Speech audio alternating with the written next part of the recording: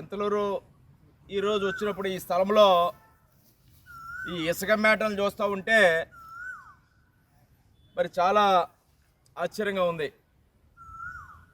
అంటే వైసీపీ అధికార పార్టీ అక్రమార్కులకు ఏ అక్రమానికి కొదవ లేదన్నట్టుగా ఇది నిరూపిస్తూ ఉంది. మరి ఈ అనుమతులు ఉండి ఇసుక పెట్టారా? ఇక్కడ ఇసుకకి అనుమతులు ఉన్నాయా? ఈ స్టాక్ పాయింట్కి అనుమతులు ఉన్నాయా?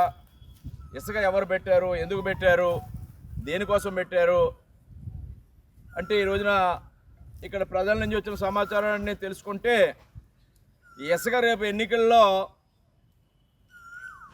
డబ్బు మద్యం ఏ విధంగా ఓటర్లను ప్రలోభ పెట్టడానికి ప్రయత్నం చేస్తున్నారో అదేవిధంగా ఈ ఇసుకని ప్రజలకి అందించి ఇసుక రూపంలోనో లేదా ఇసుక అమ్మి డబ్బు రూపంలోనో వాళ్ళకి అందజేసి రేపు ఎన్నికల్లో ఓట్లను కొల్లగొట్టడానికి కూడా ఇసుకని ఒక వనరుగా మార్చుకుంటున్నారంటే అసలు వైసీపీ నాయకుల యొక్క ఏ విధంగా వారి యొక్క కార్యక్రమాలు ఉన్నాయో అర్థమవుతూ ఉంది.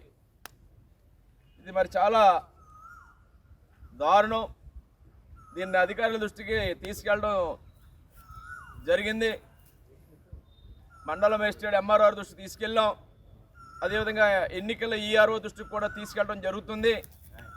ఎన్నికల్లో ఏ విధంగా డబ్బు మద్యంపై చర్యలు తీసుకుంటూ ఉన్నారో అక్రమంగా ఓటర్లకు అందిస్తున్నప్పుడు అదేవిధంగా ఈ ఇసుక విషయంలో కూడా చర్యలు తీసుకుని సీజ్ చేయాలని డిమాండ్ చేస్తూ ఉన్నాను.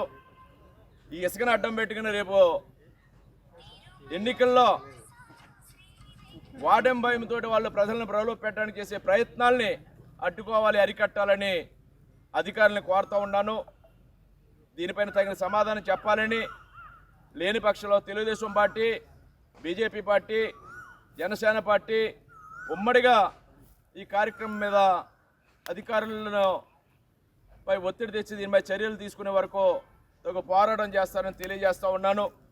మొన్న 2 రోజుల క్రితం బీజేపీ తరఫున కూడా ఇదే విషయాన్ని వారు మీడియా దృష్టికి అదేవిధంగా అధికారుల దృష్టికి కూడా తీసుకెళ్ళడం జరిగింది.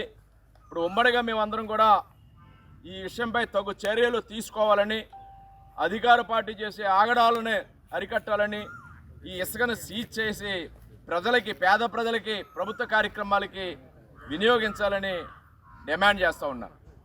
సత్యానంద గారి నాయకత్వం, సత్యానంద గారి నాయకత్వం. జై తెలుగుదేశం, జై తెలుగుదేశం.